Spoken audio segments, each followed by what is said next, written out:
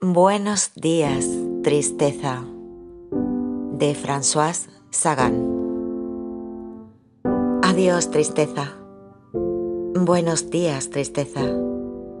Grabada estás en las líneas del techo, grabada en los ojos que yo amo. No eres del todo miseria, pues los labios más pobres te denuncian con una sonrisa. Buenos días, tristeza. Amor de los cuerpos amables, poder del amor, cuya amabilidad surge, cual monstruo sin cuerpo, cara desencantada, tristeza, bello rostro. Paul Éluard, La vie immédiate. Primera parte. Capítulo primero. A ese sentimiento desconocido cuyo tedio, cuya dulzura me obsesionan, dudo en darle el nombre, el hermoso y grave nombre de tristeza. Es un sentimiento tan total, tan egoísta, que casi me produce vergüenza, cuando la tristeza siempre me ha parecido honrosa. No la conocía, tan solo el tedio, el pesar, más raramente el remordimiento. Hoy algo me envuelve como una seda, inquietante y dulce, separándome de los demás. Aquel verano yo tenía 17 años y era completamente feliz. Los demás eran mi padre y Elsa, su amante. Antes que nada quiero explicar esa situación, que puede parecer falsa. Mi padre tenía 40 años y era viudo desde hacía 15. Era un hombre todavía joven, lleno de vitalidad, de posibilidades y, al salir yo del internado 2 años antes, no me costó entender que viviese con una mujer. Más difícil me resultó aceptar que viviese con una distinta cada 6 meses. Pero pronto su encanto, esa vida novedosa y fácil, y mi propia predisposición me hicieron adaptarme. Era un hombre despreocupado, hábil en los negocios, siempre curioso y enseguida cansado, que gustaba a las mujeres. Lo quise de inmediato y de todo corazón, porque era bueno, generoso, alegre y cariñosísimo conmigo. No cabía imaginar mejor amigo ni más jovial. En los inicios de aquel verano extremó su amabilidad hasta preguntarme si la compañía de Elsa, su amante de turno, me importunaría durante las vacaciones. No pude por menos de animarle, pues sabía que necesitaba las mujeres y que, por otra parte, Elsa no supondría estorbo alguno para nosotros. Era una chica alta y pelirroja, entre galante y mundana, que hacía de extra en los estudios y se exhibía en los bares de los Campos Elíseos. Era simpática, bastante simple y no tenía pretensiones serias. Además, demasiado contentos estábamos ambos de marcharnos como para poner la menor traba a lo que fuese.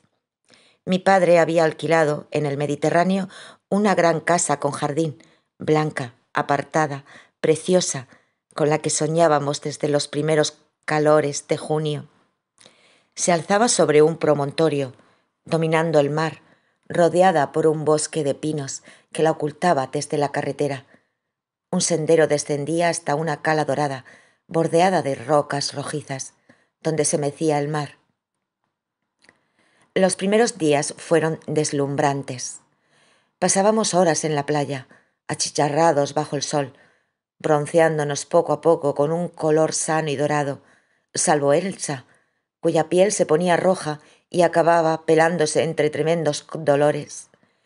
Mi padre se dedicaba a complicados ejercicios con las piernas para eliminar un amago de barriga incompatible con sus condiciones de don Juan. Tan pronto amanecía, me iba al agua, un agua fresca y limpia en la que me hundía, en la que me agotaba haciendo 1000 desordenados movimientos para purificarme de las sombras y el polvo de París. Me tumbaba después en la arena, cogía un puñado, lo dejaba escurrir entre los dedos y la arena caía en una lluvia amarillenta y suave. Pensaba que se escapaba como el tiempo, que eso era una idea fácil y que resultaba grato tener ideas fáciles. Era el verano. El sexto día vi a Cyril por primera vez. Iba costeando con una pequeña embarcación de vela y zozobró delante de nuestra cala. Le ayudé a recuperar sus cosas y, entre risas, me enteré de que se llamaba Cyril. Era estudiante de Derecho y pasaba las vacaciones con su madre en una casa cercana. Tenía un rostro latino, muy moreno, muy abierto, con algo equilibrado, protector, que me gustó. Con todo, yo huía de esos estudiantes universitarios, brutales, preocupados por sí mismos, sobre todo por su juventud, en la que encontraban tema para un drama o pretexto para su hastío. Prefería con mucho a los amigos de mi padre, cuarentones que me hablaban con cortesía y cariño, me trataban con dulzura de padres y amantes. Pero Cyril me gustó. Era alto y a ratos guapo, de una belleza que inspiraba confianza. Sin compartir con mi padre esa aversión por la fealdad que nos llevaba con frecuencia a alternar con gente estúpida, yo experimentaba frente a las personas desprovistas de todo encanto físico una especie de apuro, de vacío. Esa resignación de algunos a no agradar se me antojaba una tara deshonrosa, porque ¿qué buscábamos sino agradar? Todavía no sé hoy si ese afán de conquista no oculta un exceso de vitalidad, un deseo de dominio o la necesidad furtiva, inconfesada, de sentirse seguro de sí mismo, amparado. Cyril, al despedirse, me ofreció enseñarme a navegar a vela. Regresé a cenar, sin poderlo apartar de mi pensamiento, y no participé, o muy poco, en la conversación. Apenas reparé en lo nervioso que estaba mi padre. Después de cenar nos tumbamos en unas hamacas, en la terraza, como todas las noches. El cielo estaba cuajado de estrellas. Yo las miraba, esperando vagamente que se desprendieran y comenzasen a surcar el cielo en su caída. Pero solo estábamos a principios de julio y no se movían. En la grava de la terraza cantaban las cigarras. Debían de ser miles y estar ebrias de calor y de luna para lanzar ese estridente grito durante noches enteras. Me habían explicado que se limitaban a frotar los élitros, pero prefería creer en aquel canto gutural, instintivo, como el de los gatos en celo. Se estaban bien. Tan solo unos granitos de arena entre la piel y la camisa me impedían sucumbir a los suaves embates del sueño. Fue entonces cuando mi padre carraspeó y se incorporó en la hamaca. «Tengo que anunciaros que va a llegar alguien», dijo. Cerré los ojos con desesperación. Tanta tranquilidad no podía durar. «Vamos, dinos quién», gritó Elsa, siempre ávida de cosas mundanas. «Anne Larsen», dijo mi padre, y se volvió hacia mí. Le devolví la mirada, demasiado atónita para reaccionar. Le dije que viniera si sentía demasiado cansada con las colecciones y va a venir. Nunca se me hubiera ocurrido. Anne Larsen era una antigua amiga de mi pobre madre y tenía escaso trato con mi padre. Sin embargo, 2 años atrás, al salir yo del internado, mi padre, que no sabía qué hacer conmigo, me había enviado a vivir con ella. Y ella, en una semana, me había vestido con gusto y me había enseñado a vivir. Despertó en mí una admiración apasionada que supo encauzar hábilmente hacia un joven de su círculo habitual. Le debía, pues, mis primeras elegancias y mis primeros amores, y le estaba muy agradecida. A los 42 años era una mujer muy seductora y solicitada, con un hermoso rostro altivo y hastiado, lleno de indiferencia. Esa indiferencia era lo único que podía reprochársele. Era amable y distante. Todo en ella denotaba una voluntad constante, una serenidad de ánimo que intimidaba. Con ser divorciada y libre no se le conocía ningún amante. Además, no teníamos las mismas relaciones. Ella alternaba con gente fina, inteligente, discreta, y nosotros con gente bulliciosa, sedienta, a quien mi padre solo exigía que fuese guapa y divertida. Creo que nos despreciaba un poco a mi padre y a mí por nuestra afición a las diversiones y trivialidades, como despreciaba todo exceso. Solo nos reunían algunas cenas de negocios. Ella se dedicaba a la costura y mi padre a la publicidad. El recuerdo de mi madre y mis esfuerzos, pues aunque ella me intimidaba, la admiraba mucho. En definitiva, aquella súbita llegada solo podía ser un contratiempo si se pensaba en la presencia de Elsa y en las ideas de Anne sobre la educación. Ella subió a acostarse tras formular una multitud de preguntas sobre la situación social de Anne. Yo me quedé a solas con mi padre y me senté en los escalones, a sus pies. Él se inclinó y apoyó las 2 manos en mis hombros. «¿Por qué eres tan desgarbada, mi amor? Pareces un gatito salvaje. Me gustaría tener una hija guapa y rubia, un poco llenita, con ojos de porcelana y...» «No es ese el caso», dije. «¿Por qué has invitado a Anne? ¿Y ella? ¿Por qué ha aceptado?» «Tal vez para ver a tu viejo padre. Nunca se sabe». «No eres el tipo de hombre que pueda interesar a Anne. Es demasiado inteligente y se respeta demasiado a sí misma. ¿Y Elsa? ¿Has pensado en Elsa? ¿Te imaginas las conversaciones entre Anne y Elsa?» «Yo no. No se me había ocurrido», confesó. «Lo cierto es que me asusta un poco, Cecil, mi vida. ¿Y si nos volvemos a París?» Rió despacito, acariciándome la nuca. Me volví y lo miré. Le brillaban los ojos oscuros, con graciosas arruguillas que acentuaban las comisuras, y encogía levemente la boca. Parecía un fauno. Me eché a reír con él, como cada vez que se buscaba complicaciones. «Mi viejo cómplice», dijo. «¿Qué haría yo sin ti?» Y tan convencido, tan tierno era su tono de voz, que comprendí que de veras habría sido desgraciado sin mí. Hasta entrada la noche hablamos del amor y de sus complicaciones. A los ojos de mi padre, estas eran imaginarias.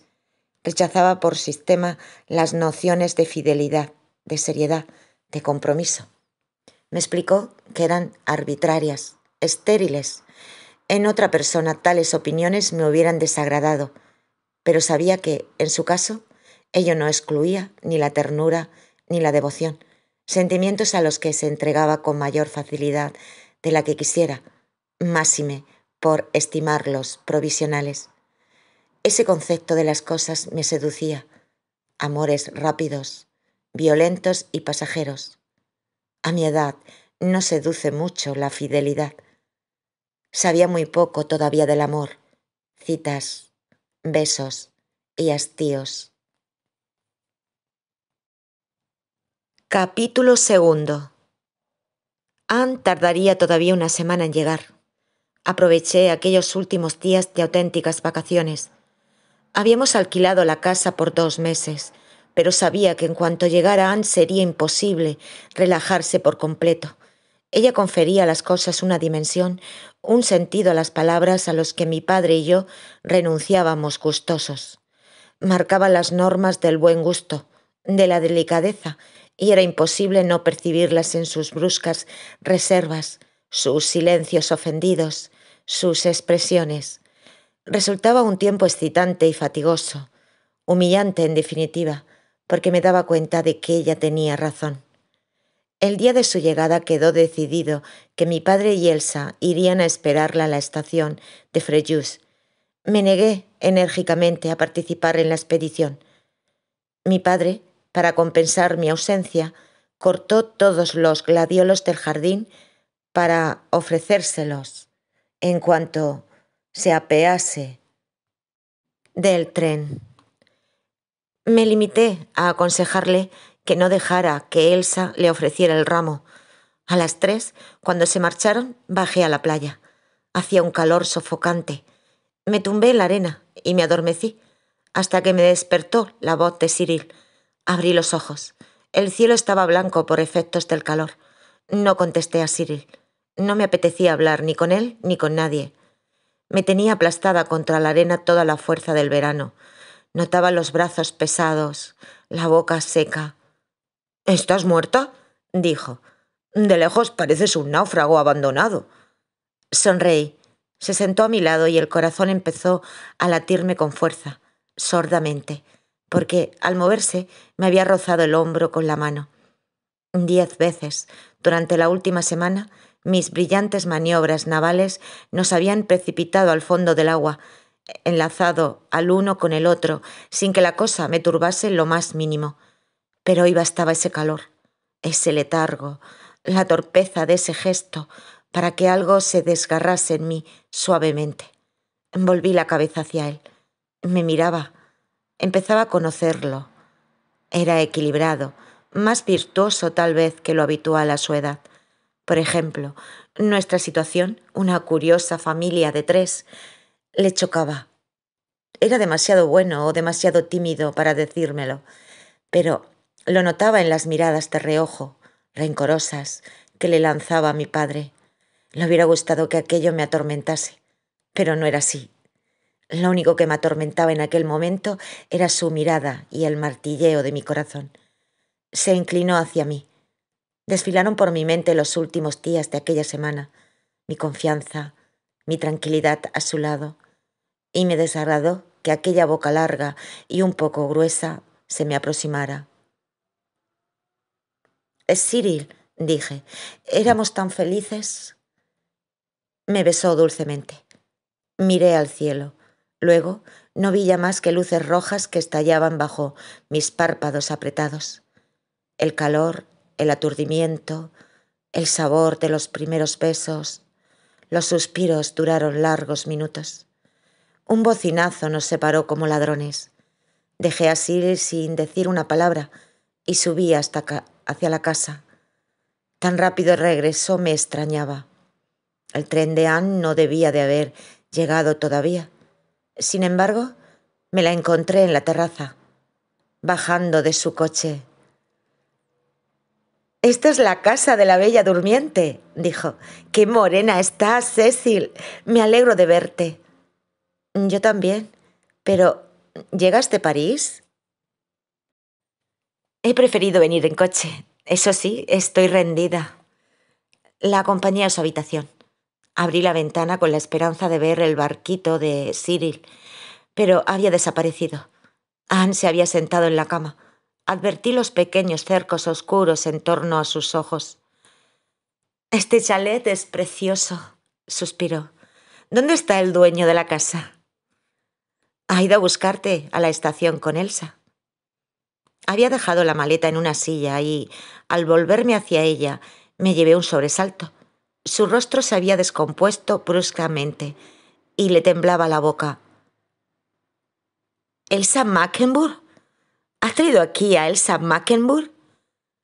No supe qué contestar. La miré estupefacta. Aquel rostro que siempre había visto tan tranquilo, tan sereno, desamparado de pronto ante mí. Me miraba a través de las imágenes que mis palabras habían evocado en ella. Por fin me vio y volvió la cabeza a otro lado. —Debería haberos avisado —dijo—, pero tenía tantas ganas de salir, estaba tan cansada.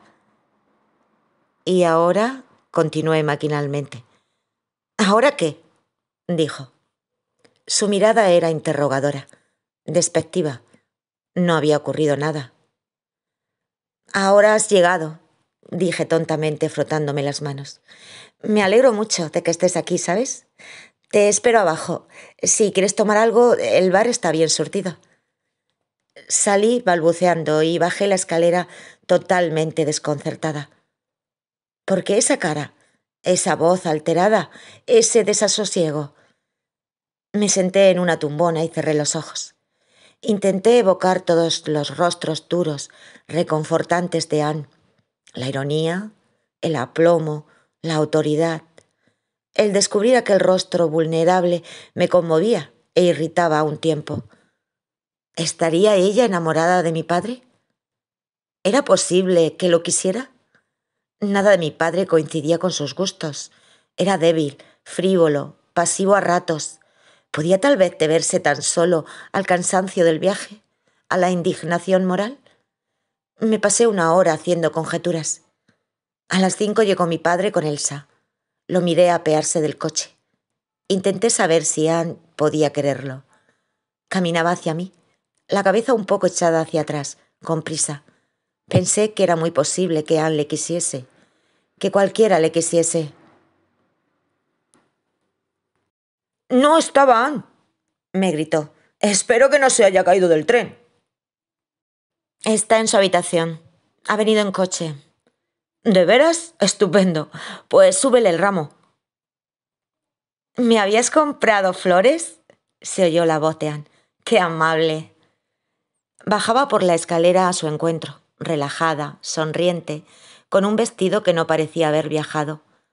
Pensé con tristeza que no había bajado hasta oír el coche y que habría podido hacerlo un poco antes, para hablar conmigo, aunque solo fuese de mi examen, que por lo demás no había aprobado. El pensar esto último me consoló. Mi padre corrió a su encuentro. Le besó la mano. «Me he pasado un cuarto de hora en el andén sosteniendo este ramo con una sonrisa estúpida. Gracias a Dios estás aquí. ¿Conoces a Elsa Mackenbourg?». Miré hacia otro lado. «Seguro que nos hemos visto en algún sitio», dijo Anne muy amable. «Tengo una habitación magnífica. Has sido muy amable invitándome, Raymond. Estaba muy cansada». Mi padre se animaba. A sus ojos todo iba bien. Se puso ingenioso y empezó a descorchar botellas. Pero a mí se me aparecían uno tras otro el rostro apasionado de Cyril y el de Anne, marcados ambos por la violencia, y me preguntaba si las vacaciones serían tan sencillas como aseguraba mi padre. Aquella primera cena fue muy alegre. Mi padre y Anne hablaban de sus amistades comunes, que eran escasas pero pintorescas. Me lo pasé muy bien hasta el momento en que Anne declaró que el socio de mi padre era microcéfalo. Era un hombre que bebía mucho, pero era simpático, y con él mi padre y yo habíamos disfrutado de cenas memorables. «Lombard es gracioso, Anne», protesté. «Tiene momentos muy divertidos». «No me negarás que, aún así, deja bastante que desear. E incluso su humor... Puede que no tenga un tipo de inteligencia corriente, pero...». Me cortó con tono indulgente. «Confundes tipo de inteligencia con edades de la inteligencia». Me encantó el tono lapidario de su fórmula. Ciertas frases desprenden para mí una aura intelectual, sutil, que me subyuga, por más que no las comprenda del todo. Sentí no tener una agenda y un lápiz para anotar aquella. Se lo dije a Anne. Mi padre se echó a reír. «Por lo menos no eres rencorosa». No podía serlo, porque Anne no tenía mala intención. La notaba demasiado indiferente. Sus juicios no tenían esa precisión, ese aspecto acerado de la maldad, lo que los hacía todavía más abrumadores. Aquella primera noche Anne no pareció reparar en la distracción, voluntaria o no, de Elsa, que entró directamente en la habitación de mi padre. Me había traído un jersey de su colección, pero no me dejó darle las gracias. Las frases de agradecimiento la molestaban, y como las mías no estaban nunca a la altura de mi entusiasmo, no insistí. «Me parece muy simpática esa Elsa», dijo antes de que yo me fuera. Me miraba directamente a los ojos, sin sonreír, buscando en mí una idea que le importaba destruir. Quería que olvidase su reacción de hacía un rato. Sí, es una chica estupenda, muy simpática». Se echó a reír al verme balbucear y me fui a la cama muy nerviosa. Me dormí pensando en Cyril, que tal vez estaba bailando en Cannes con otras chicas. Me estoy dando cuenta de que olvido, de que me veo obligada a olvidar lo principal, la presencia del mar, su ritmo incesante, el sol. No puedo recordar tampoco los 4 tilos en el patio de una pensión de provincias, su perfume, ni la sonrisa de mi padre en el andén, 3 años antes de salir yo del pensionado. Esa sonrisa apurada, porque llevaba trenzas y un feo vestido casi negro. Y en el coche, su explosión de alegría, súbita, triunfante, porque yo tenía sus ojos, su boca, e iba a ser para él el más caro, el más maravilloso de los juguetes. Yo no conocía nada. Él iba a enseñarme París, el lujo, la vida fácil. Estoy convencida de que la mayor parte de mis placeres de entonces se los debía al dinero. El placer de la velocidad en coche, de tener un vestido nuevo, de comprar discos, libros, flores. No me avergüenzan todavía esos placeres fáciles. Y además, si los llamo así, es porque he oído decir que lo son. Lamentaría, renegaría más fácilmente de mis penas o de mis crisis místicas. El amor al placer, a la felicidad, representa el único aspecto coherente de mi carácter. Puede que no haya leído lo suficiente. En el internado no se leen más que obras edificantes. En París no tuve tiempo para leer. Al salir de clase, mis amigos me arrastraban a los cines. No conocía los nombres de los actores y eso les sorprendía. O a las terrazas de los cafés al sol. Saboreaba el placer de mezclarme con la multitud, de beber, de estar con alguien que te mira a los ojos, te coge la mano y luego te lleva lejos de esa misma multitud. Caminábamos por las calles hasta llegar a mi casa. Allí él me llevaba detrás de una puerta y me besaba. Descubría el placer de los besos. No pongo nombre a esos recuerdos. Jean, Robert, Jacques, nombres conocidos por todas las jovencitas. Por la noche me volvía adulta. Acudía con mi padre a fiestas donde no tenía nada que hacer. Fiestas bastante variopintas, donde me divertía y donde por mi edad divertía también a los demás. Cuando regresábamos, mi padre me dejaba en casa y casi siempre iba a acompañar a una amiga. No le oía volver. No quiero dar a entender que hiciera ostentación de sus aventuras. Se limitaba a no ocultármelas, más exactamente, a no disculparse con decentes o falsas justificaciones por la frecuencia con que una amiga comía en casa o acababa instalándose, por fortuna, provisionalmente. En cualquier caso, yo no habría podido ignorar durante mucho tiempo la naturaleza de sus relaciones con sus invitadas. Y él, sin duda, quería conservar mi confianza, porque así se evitaba además penosos esfuerzos de imaginación. Era un excelente cálculo. Su único defecto fue que durante algún tiempo me inspiró un desenfadado cinismo sobre las cosas del amor que, habida cuenta de mi edad y experiencia, debía de parecer más gracioso que impresionante. Solía repetirme a mí misma fórmulas lapidarias, la de Oscar Wilde, entre otras. El pecado es la única nota viva, de color, que subsiste en el mundo moderno. La hacía mía con absoluta convicción, con mucha mayor seguridad, imagino, que si lo hubiera llevado a la práctica. Estaba convencida de que mi vida podría adaptarse a esa frase, inspirarse en ella, brotar de ella cual una imagen perversa. Olvidaba las horas muertas, la discontinuidad y los buenos sentimientos cotidianos. Idealmente, proyectaba una vida de abyección y libertinaje. Capítulo 3. A la mañana siguiente me despertó un oblicuo y cálido rayo de sol que inundó mi cama y puso fin a los sueños raros y un tanto confusos en los que me debatía. En duermevela intenté apartar de la cara con la mano aquel calor insistente, pero renuncié. Eran las 10. Bajé en pijama a la terraza y allí me encontré con Anne, que estaba hojeando los periódicos. Noté que estaba leve, pero perfectamente maquillada. No debía de concederse nunca auténticas vacaciones. Como no me prestaba atención, me acomodé tranquilamente en un escalón con una taza de café y una naranja e inicié las delicias de la mañana. Mordía la naranja y brotaba un zumo azucarado en mi boca. Inmediatamente un sorbo de café negro y ardiente, y de nuevo el frescor del fruto. El sol de la mañana me calentaba el pelo, borraba de mi rostro las huellas de la almohada. Pasados 5 minutos, iría a bañarme. Me sobresaltó la voz de Anne. ¿No comes, Cecil? Por la mañana prefiero beber porque deberías engordar 3 kilos para estar presentable. Tienes las mejillas hundidas y se te marcan las costillas. Ve a buscar pan con mantequilla. Le supliqué que no me obligase y se disponía a demostrarme que era indispensable cuando apareció mi padre con su suntuoso batín de lunares.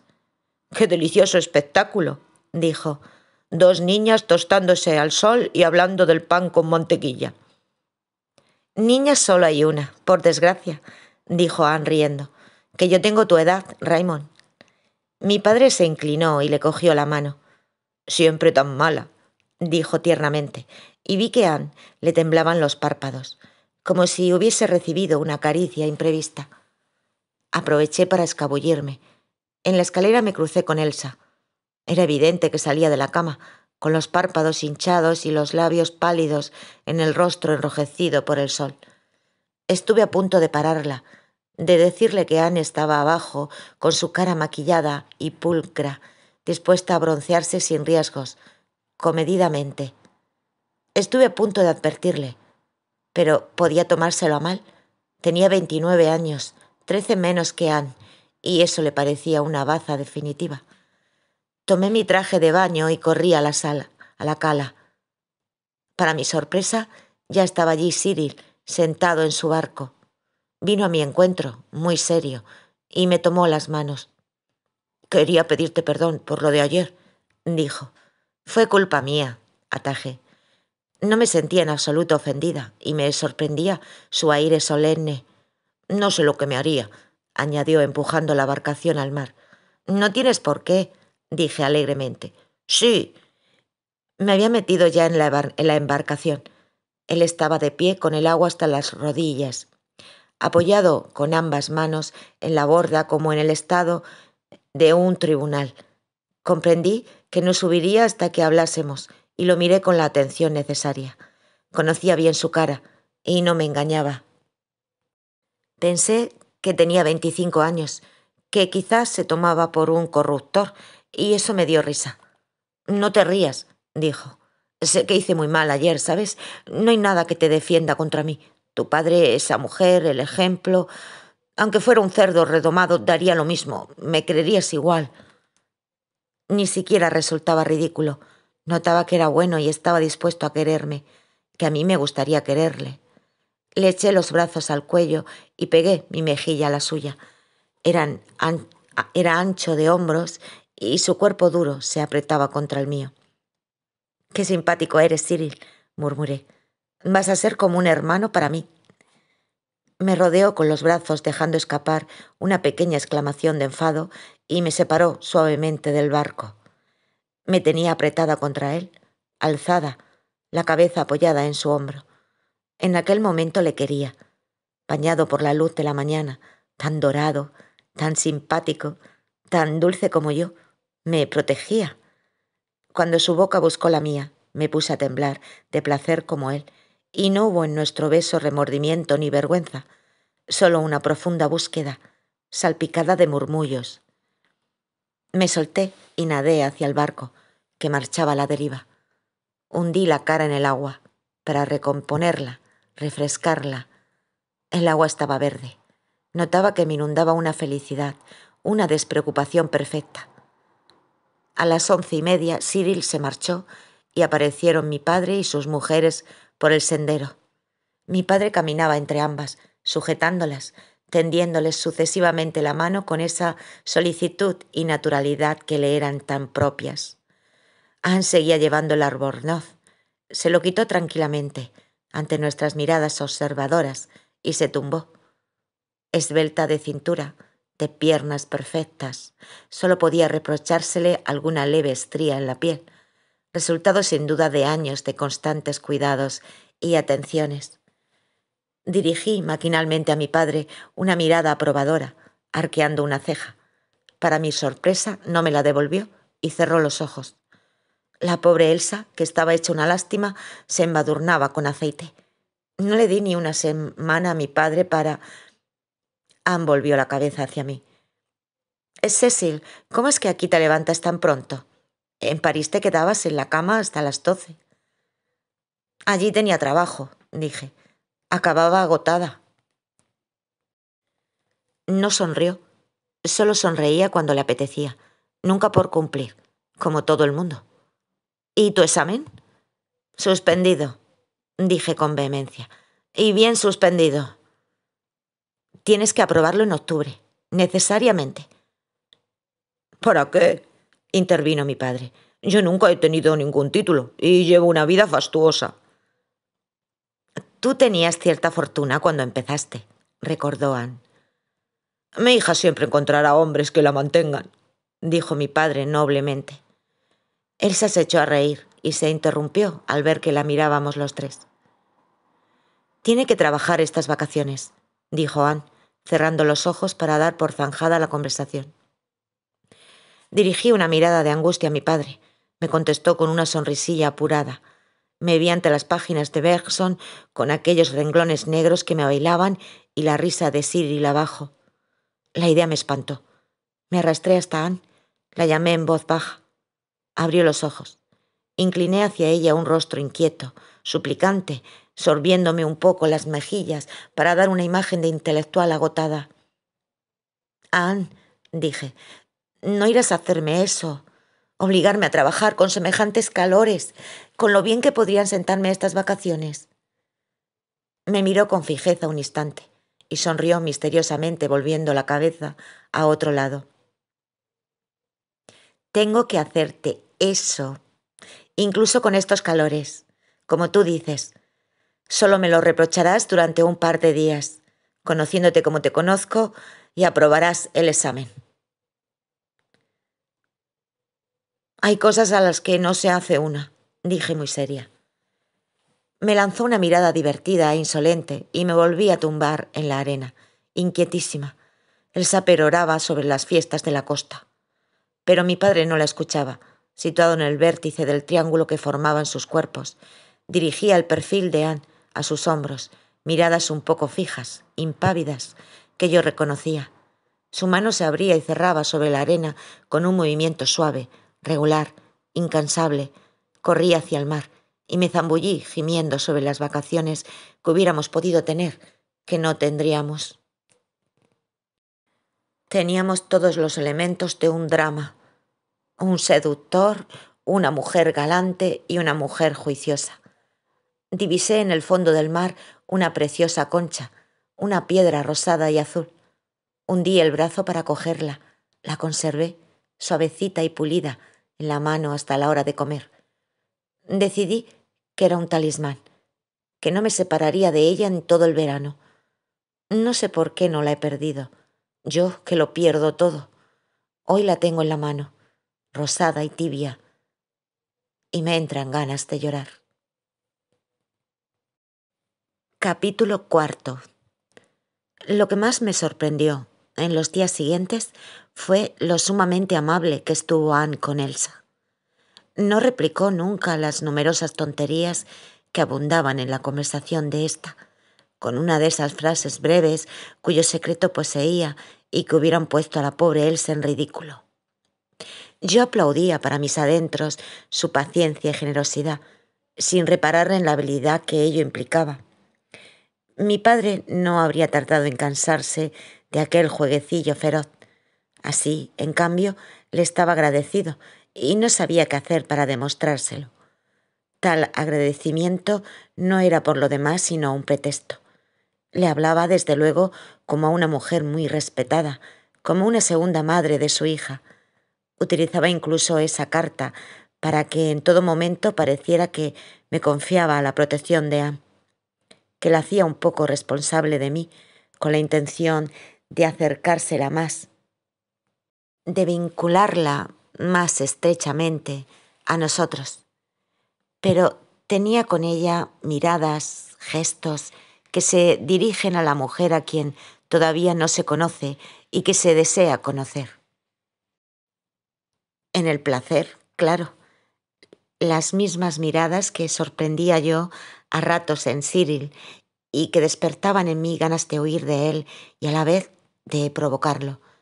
Yo debía de ser en ese punto más influenciable que Anne, quien mostraba con mi padre una indiferencia, una serena amabilidad que me tranquilizaban. Llegué a creer que me había equivocado el primer día, pues no veía que esa inequívoca amabilidad excitara a mi padre, sobre todo sus silencios, esos silencios tan naturales, tan elegantes.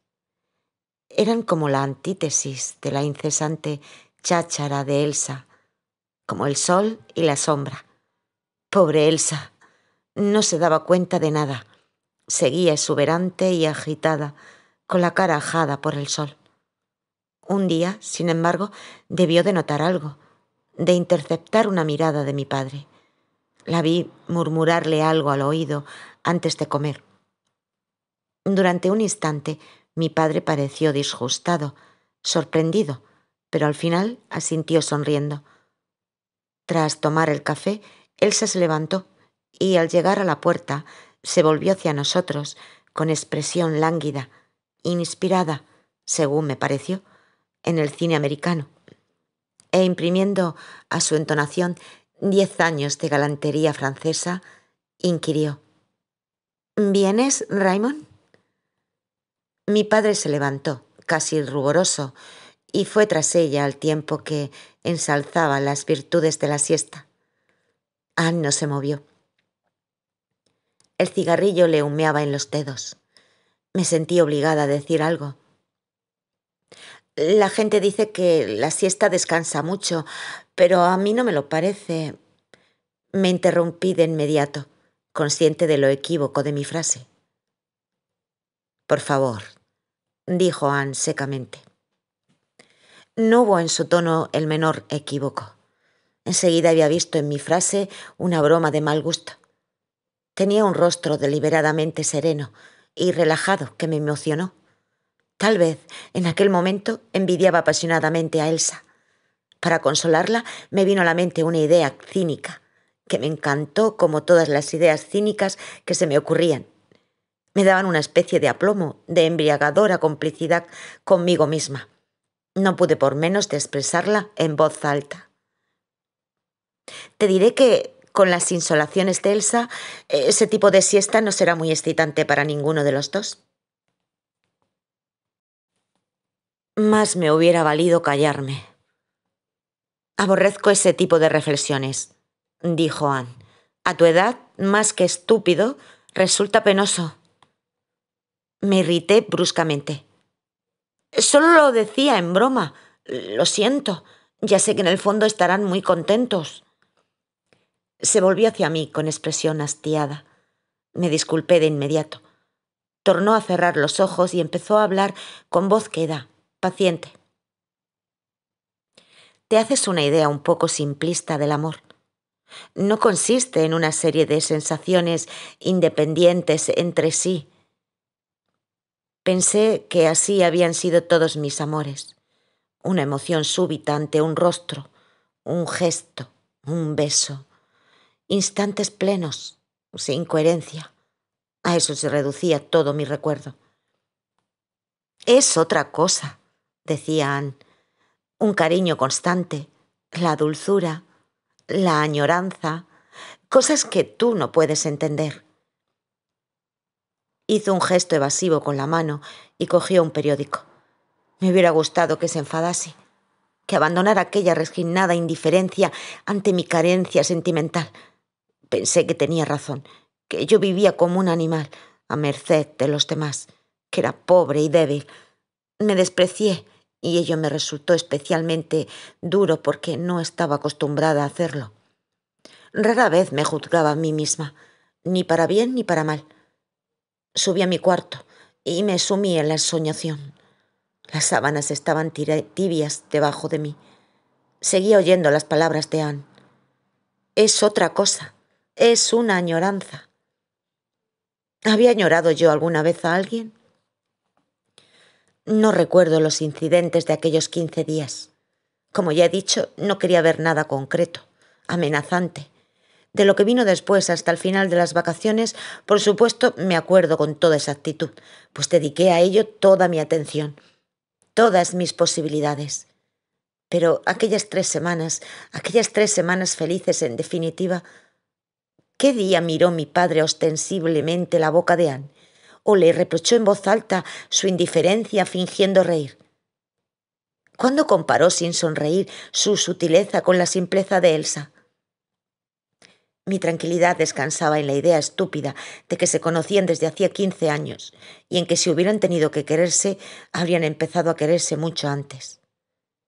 Y pensaba para mí, si ha de ocurrir, a mi padre el enamoramiento le durará 3 meses y Anne conservará de todo aquello algunos recuerdos apasionados y un poco de humillación.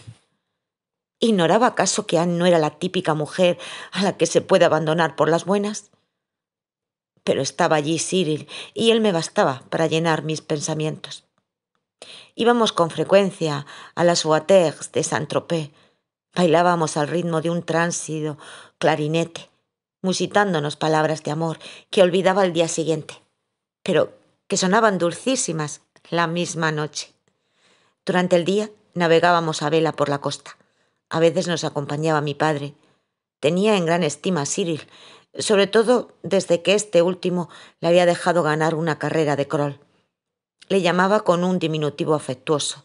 Cyril se dirigía a él como señor y yo me preguntaba cuál de los dos era el adulto. Una tarde fuimos a tomar té a casa de la madre de Cyril. Era una anciana apacible y sonriente que nos habló de sus dificultades de viuda y de madre.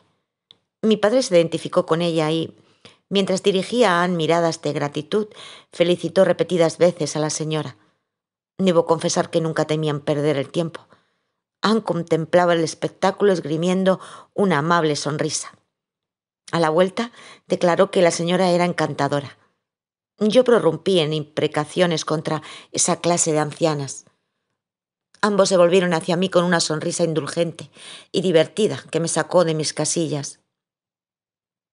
«¿No os dais cuenta de que está satisfecha de sí misma?», grité, «de que se enorgullece de su vida porque tiene la sensación de haber cumplido con su deber y...».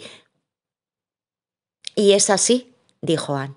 «Ha cumplido con sus deberes de madre y de esposa, como suele decirse». «¿Y con su deber de puta?», dije. «Me desagradan las groserías», replicó Anne, «aunque sean paradójicas».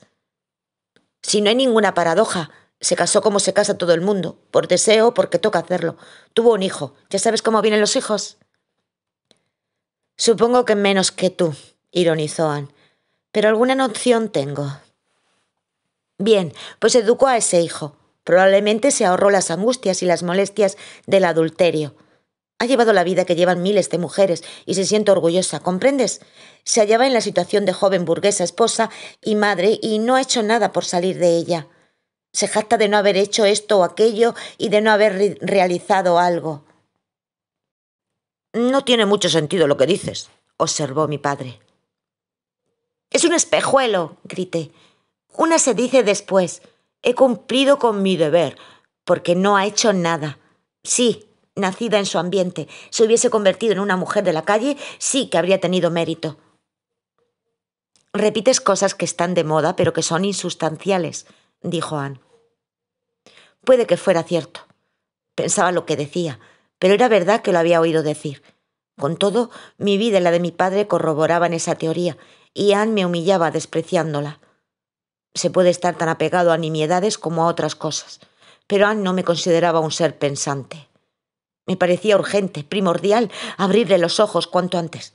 No esperaba que se me brindara tan pronto la ocasión de ello ni que supiera aprovecharla. Por lo demás, no me costaba admitir que al cabo de un mes tendría una opinión distinta sobre el particular, que mis convicciones no durarían. ¿Cómo podía ser un espíritu elevado? Capítulo 5. Y un buen día todo terminó. Una mañana mi padre decidió que aquella noche nos iríamos a jugar y a bailar a Cannes. Recuerdo la alegría de Elsa. En el clima familiar de los casinos pensaba recobrar su personalidad de mujer fatal, un tanto atenuada por las quemaduras del sol y el casi aislamiento en que vivíamos. Contrariamente a mis previsiones, Anne no se opuso a tales mundanidades. Incluso pareció hacerle bastante gracia la idea. No sin inquietud, al concluir la cena, subí a mi habitación a ponerme un vestido de noche, el único por lo demás que poseía. Lo había elegido mi padre. Era una tela exótica, un poco demasiado exótica para mí, sin duda, pues mi padre, fuese por gusto o por costumbre, tendía a vestirme a lo mujer fatal. Me lo encontré abajo, deslumbrante, con su smoking nuevo, y le eché los brazos al cuello. «Eres el hombre más guapo que conozco».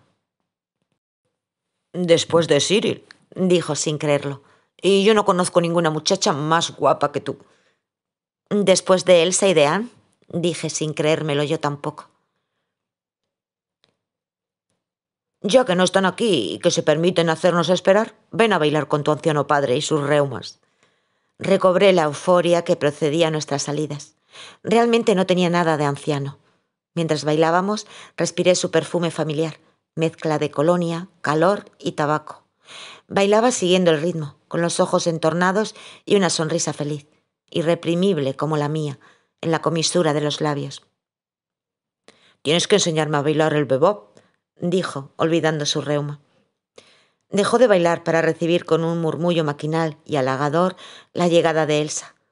Esta bajaba la escalera lentamente con su vestido verde, esgrimiendo una desenfadada sonrisa mundana, su sonrisa de casino. Había sacado el máximo partido de su pelo reseco y su piel quemada por el sol, pero el resultado era más meritorio que brillante. Por fortuna, no parecía reparar en ello. ¿Nos vamos? Todavía no ha bajado Anne, dije. «Ve a ver si está lista», me pidió mi padre. «Cuando lleguemos a Cannes nos habrán dado las 12».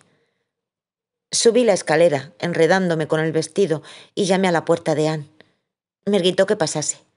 Me quedé suspensa en el umbral.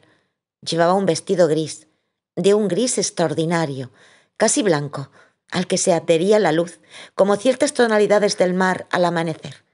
Aquella noche parecía concentrar en su persona toda la seducción de la madurez. «¡Magnífico!», exclamé. «¡Qué vestido, Anne!».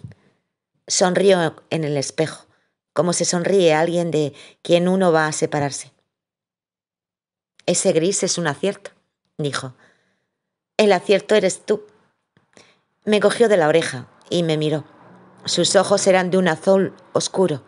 Los vi iluminarse y sonreí. «Eres una chiquilla simpática, aunque a ratos te pones pesada».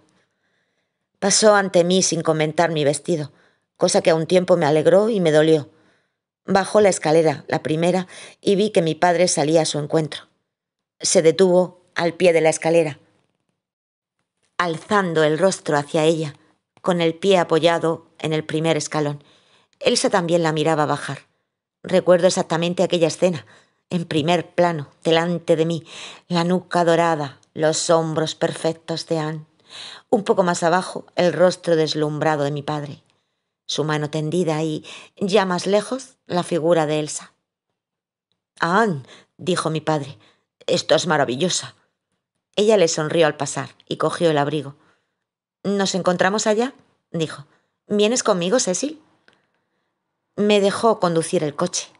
Estaba tan preciosa la carretera de noche que conduje lentamente.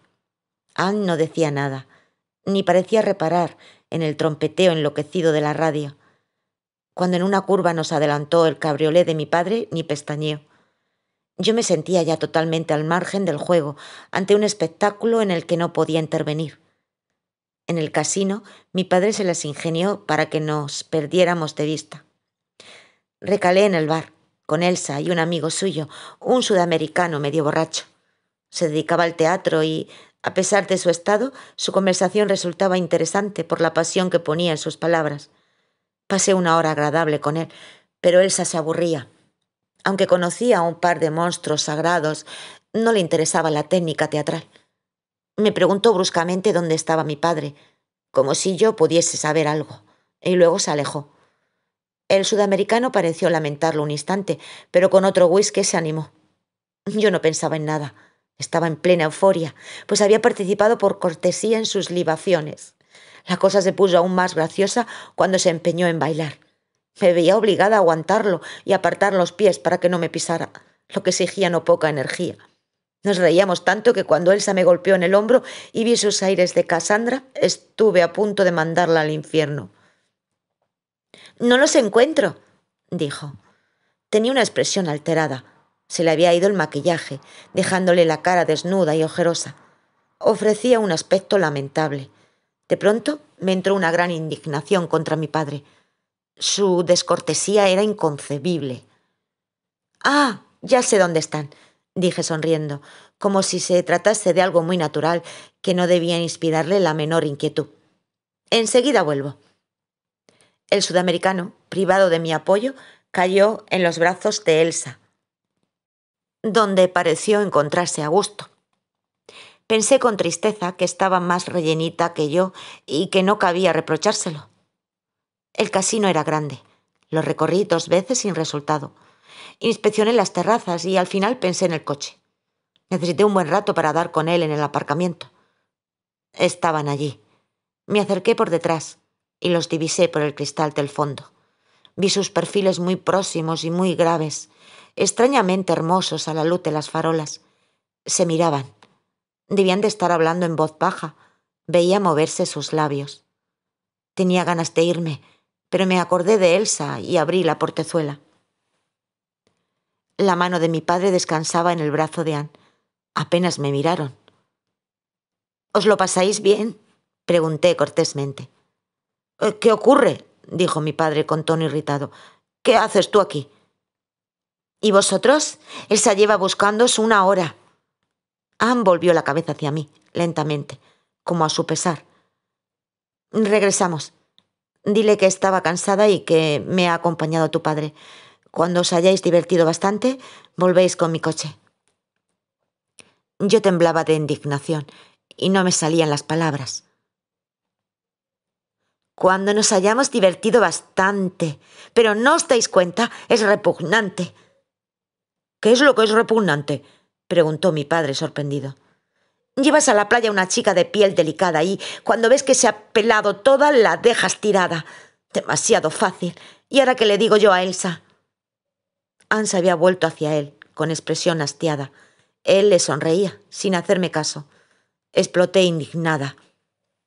Le diré que mi padre ha encontrado a otra mujer con quien acostarse y que espere sentada, ¿de acuerdo?». La exclamación de mi padre y el bofetón de Anne fueron simultáneos. Saqué precipitadamente la cabeza de la portezuela. El bofetón me había hecho daño. «Discúlpate», ordenó mi padre. Permanecí inmóvil junto a la portezuela, mientras se me atropellaban 1000 pensamientos en la cabeza. Las actitudes nobles se me ocurren siempre demasiado tarde. «Ven», dijo Anne.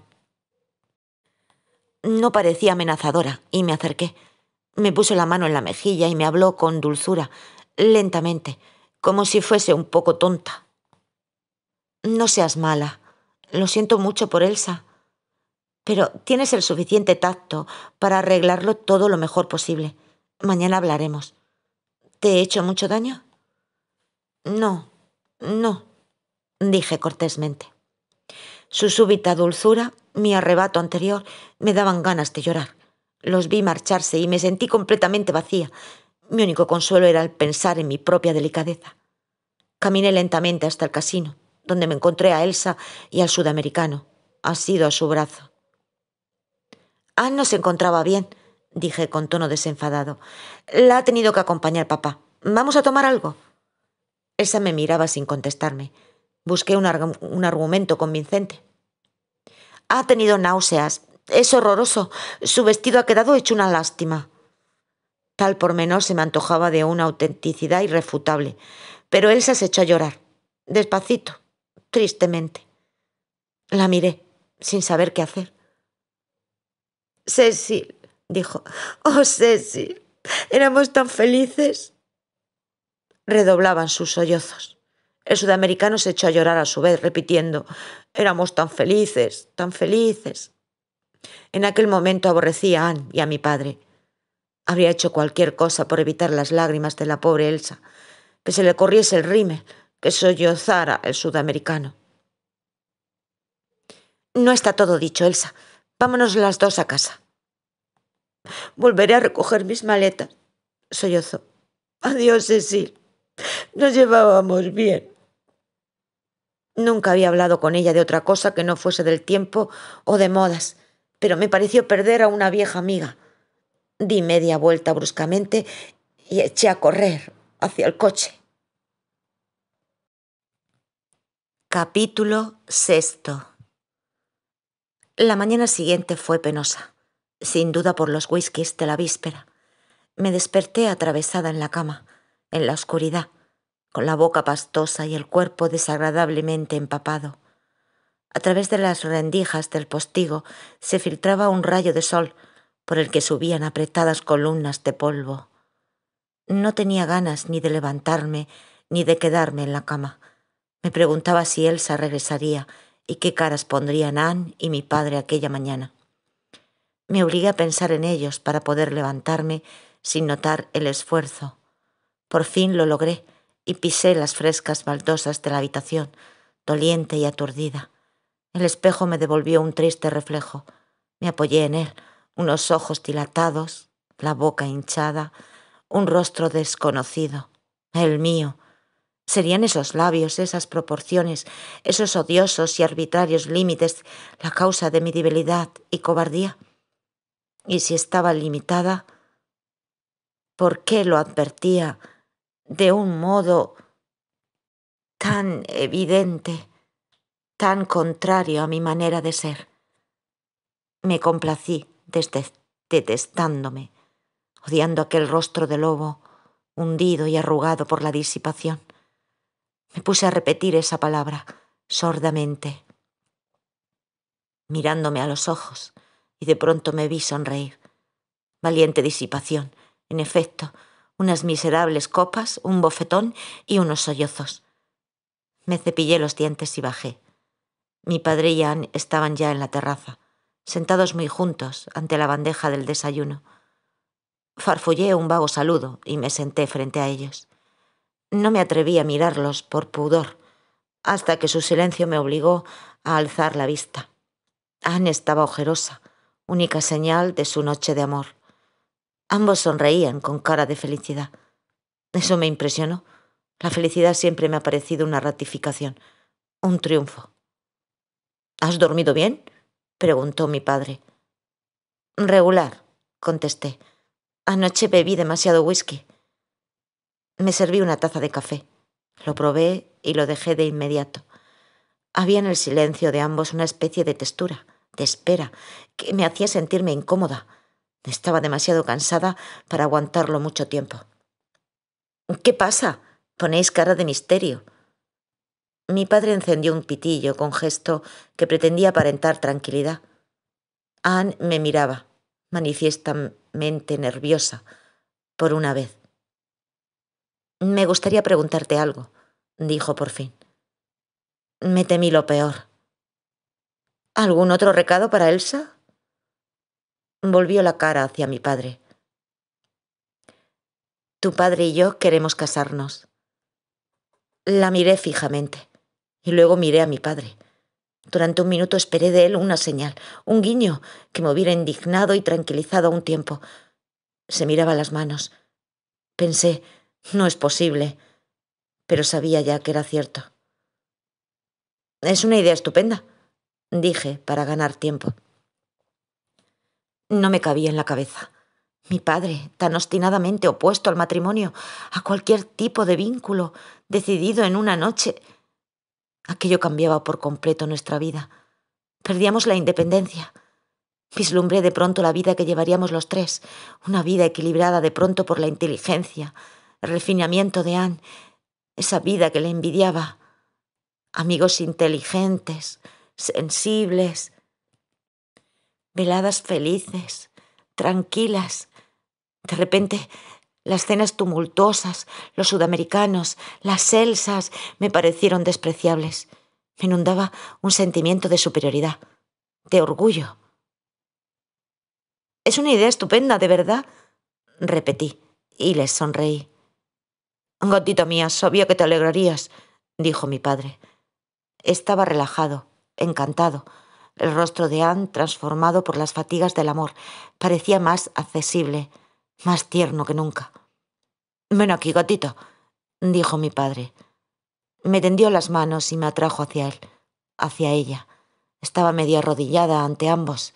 Me miraban con dulce emoción. Me acariciaban la cabeza. Por mi parte, no dejaba de pensar que tal vez mi vida estaba dando un cambio, pero que para ellos yo no era en efecto más que un gato, un animalillo afectuoso. Los notaba por encima de mí, unidos por un pasado, un futuro, por vínculos que yo desconocía, que no tenían que ver conmigo. Voluntariamente cerré los ojos, apoyé la cabeza en sus rodillas, me reí con ellos, recobré mi papel. En definitiva, ¿no era feliz? Anne era perfecta. No le conocía la menor mezquindad.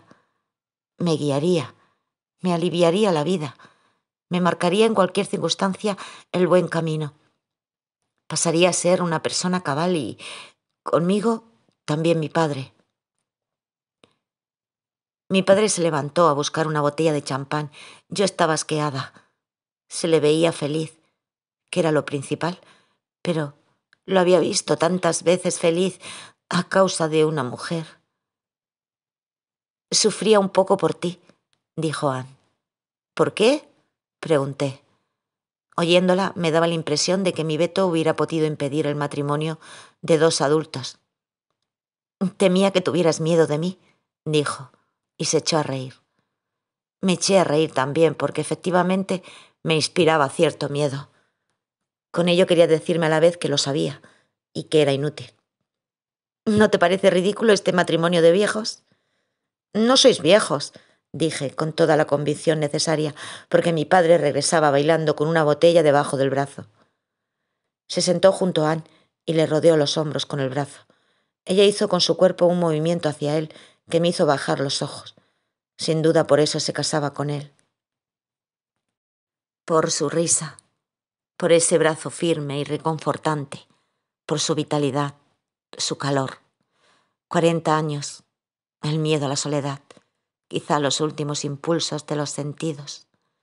Nunca había pensado en Anne como en una mujer, sino como en un ente abstracto. Había visto en ella aplomo, elegancia e inteligencia, pero nunca sensualidad, debilidad. Comprendía que mi padre se sintiera ufano. La orgullosa, la indiferente Anne Larsen se casaba con él. ¿La quería? ¿Podría quererla durante mucho tiempo? ¿Podía yo distinguir ese cariño del que profesaba a Elsa? Cerré los ojos, embotada por el sol. Estábamos los tres en la terraza, llenos de reticencias, de temores secretos y de bienestar. Elsa no apareció aquellos días. Una semana pasa muy rápido. 7 días felices, agradables, únicos. Trazábamos complicados planes para amueblar la casa, para establecer horarios.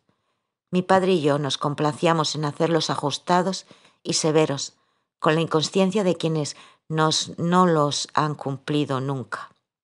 Además, ¿habíamos creído alguna vez en ellos?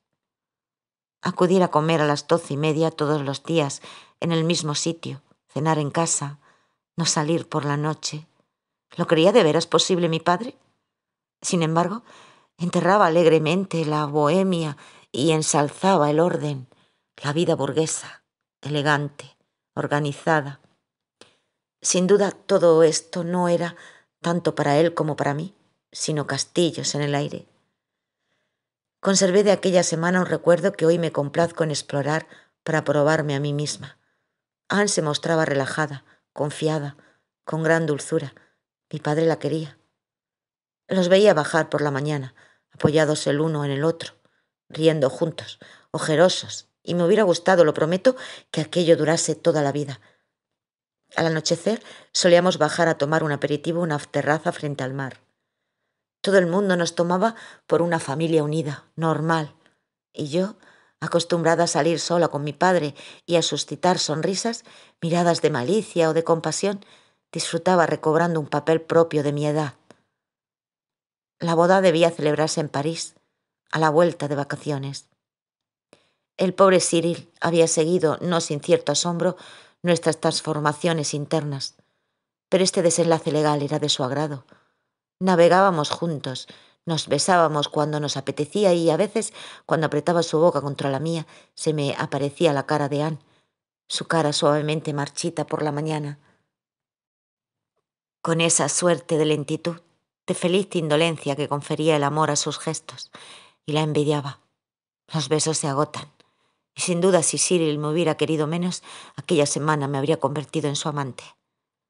A las 6, al regresar de las islas, Cyril arrastraba el barco hasta la arena. Caminábamos hacia la casa por el pinar y, para entrar en calor, inventábamos juegos de indios y carreras en las que me dejaba salir con ventaja. Regularmente me alcanzaba antes de llegar a casa. Se abalanzaba sobre mí gritando victoria, me hacía rodar por la pinaza, me inmovilizaba, me besaba. Recuerdo todavía el sabor de aquellos besos jadeantes, ineficaces, y el palpitar del corazón de Cyril contra el mío, acompasado con el romper de las olas sobre la arena. 1, 2, 3, 4 latidos del corazón y el rumor tan suave sobre la arena. 1, 2, 3, 1. Él recobraba el aliento. Sus besos se tornaban precisos, estrechos.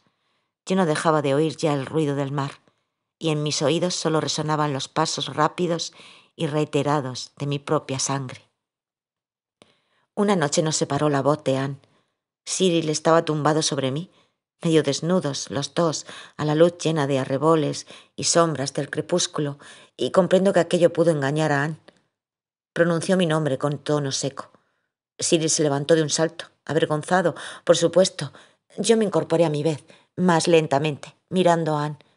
Esta se volvió hacia Cyril y le habló con suavidad, como si no lo viese. «Espero no volver a verte», dijo. Cyril no contestó. Se inclinó hacia mí y me besó en el hombro antes de alejarse. Ese gesto me sorprendió. Me emocionó como si fuera un compromiso. Anne me miraba con la misma cara grave e indiferente, como si pensase en otra cosa. Aquello me irritó. Si pensaba en otra cosa, mejor que no hablase tanto. Me dirigí hacia ella, aparentando, por mera cortesía, estar apurada. Me quitó maquinalmente una aguja de pino del cuello y pareció que empezaba a verme de verdad. La vi adoptar su hermosa máscara de desprecio, esa cara de hastío y desaprobación que la favorecía admirablemente y que me asustaba un tanto. Deberías saber que este tipo de distracciones acaba generalmente en la clínica. Me hablaba de pie, examinándome, y yo me sentía terriblemente molesta. Era de esas mujeres que pueden hablar, erguidas, sin moverse. A mí me hacía falta un sillón, tener un objeto en las manos, un cigarrillo, balancear una pierna, verla balancearse. Tampoco hay que exagerar, dije sonriendo. No he hecho más que besar a Cyril. Por eso no voy a ir a una clínica. Hazme el favor de no volver a verle, replicó, como dando por sentado que yo mentía. No protestes. Tienes 17 años. Ahora soy un poco responsable de ti y no dejaré que eches a perder tu vida. Además, tienes trabajo y eso te tendrá ocupadas las tardes. Me volvió la espalda y caminó hacia la casa con su andar indolente. La consternación me dejó clavada en el suelo. Anne pensaba lo que decía. Recibiría mis argumentos, mis protestas de inocencia con esa forma de indiferencia peor que el desprecio, como si yo no existiese, como si fuese algo que había que doblegar y no yo. Cecil, a quien conocía de toda la vida. Yo, en fin, a quien castigaba sin que pareciese dolerle. Mi única esperanza era mi padre. Reaccionaría como de costumbre. ¿Qué chico es ese, gatita? ¿Es guapo y sano, por lo menos? Ojo con los cabrones, hija. Tendría que reaccionar así. De lo contrario, se acabarían mis vacaciones. La cena transcurrió como una pesadilla.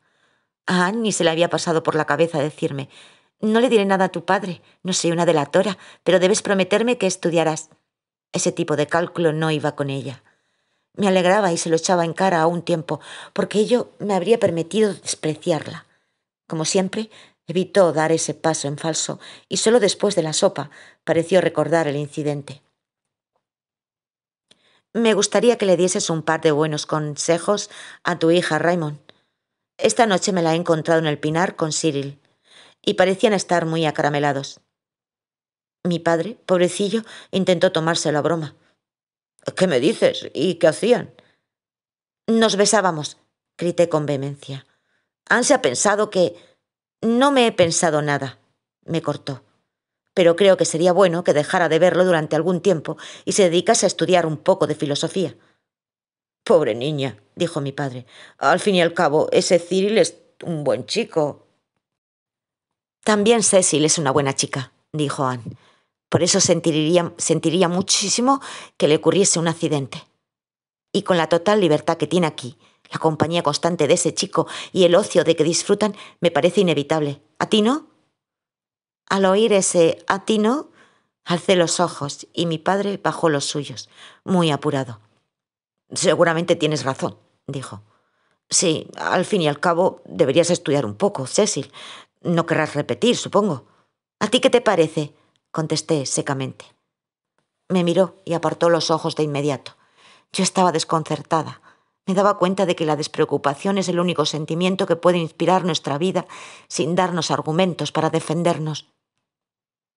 Vamos, dijo Anne tomándome la mano por encima de la mesa.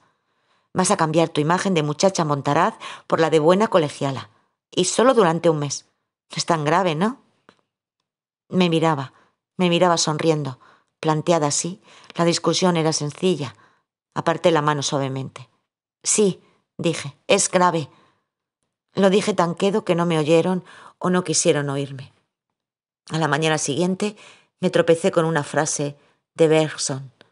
Necesité unos minutos para comprenderla.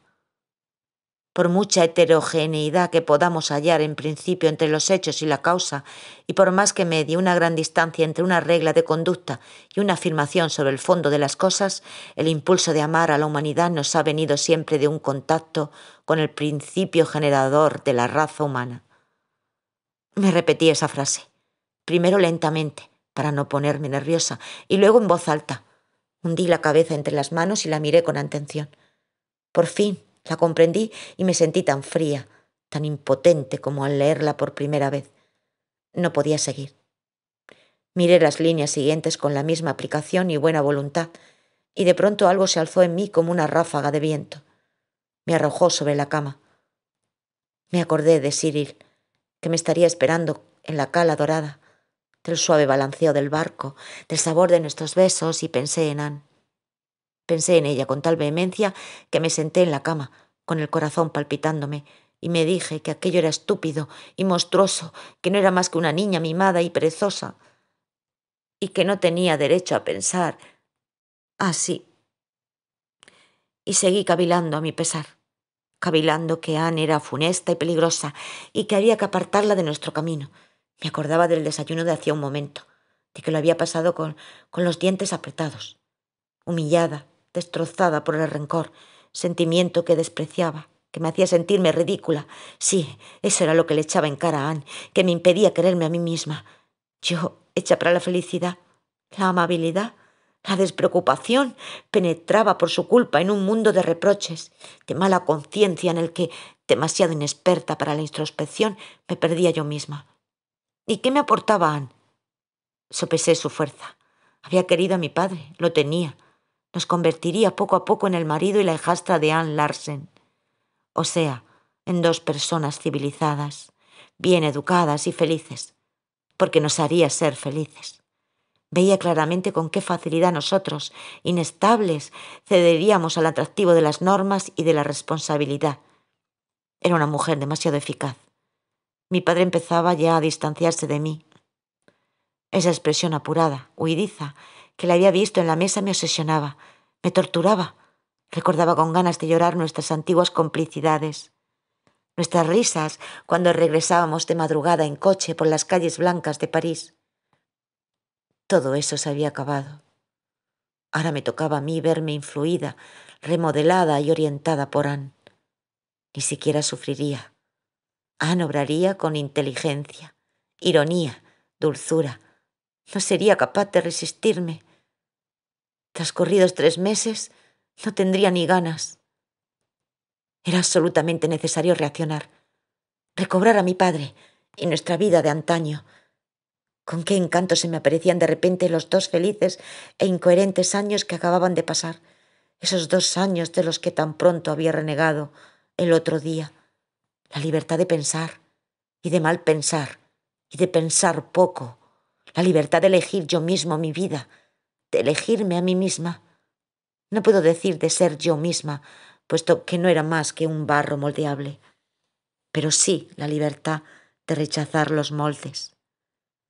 Sé que pueden achacarse complicados motivos a ese cambio, que pueden atribuírseme magníficos complejos, un amor incestuoso por mi padre o una animadversión malsana por Anne, pero yo sé las verdaderas causas. Fueron el calor, Bergson y Cyril, o al menos la ausencia de Cyril.